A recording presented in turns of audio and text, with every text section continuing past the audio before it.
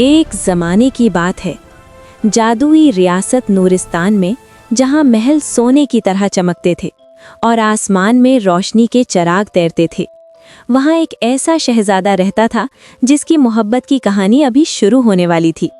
ये थे शहजादा ज़रियाब, खूबसूरत, बावकार और थोड़े से ड्रामेटिक।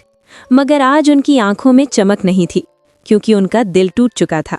सालगिरह के दिन उन्होंने शहजादी महजबीन को भेजा एक जादुई तोता।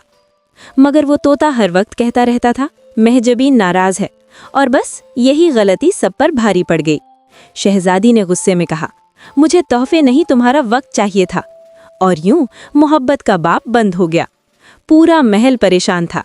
शहजादा तख्त पर बैठे थे, दिल थामे हुए, जैसे दुनिया खत्म हो गई हो। रात के सन्नाटे में, चांदनी की रोशनी में उन्होंने जंग नहीं, शायरी का रास्ता चुना। अचानक आसमान चमका और 3 रंग बिरंगी परियां नमूदार हुई, गुलाबी, नीली और सुनहरी परी। उन्होंने जादुई आईना दिखाया जिसमें सच साफ नजर आ रहा था। शहजादी बात कर रही थी और शहजादा मसरूफ थे। मोहब्बत में सबसे कीमती चीज तवज्जो होती है। सुनहरी परी ने कहा, गलती तोहफे की नहीं, रवैये की थी। अगली सुबह शहजादा सादा लिबास में, बगैर गुरूर के, चमक नगर की तरफ रवाना हुए। उन्होंने कहा, मैं शहजादा नहीं, एक गलती करने वाला इंसान हूँ। शहजादी की आंखों में नरमी आ गई। अचानक वही शरारती तोता ऊपर से चीखा, माफी कबूल, और सब हंस पड़े।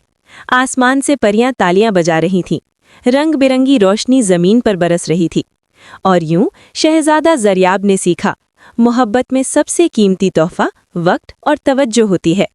और नूरिस्तान में अब सिर्फ तलवार नहीं, समझदारी भी सिखाई जाती थी।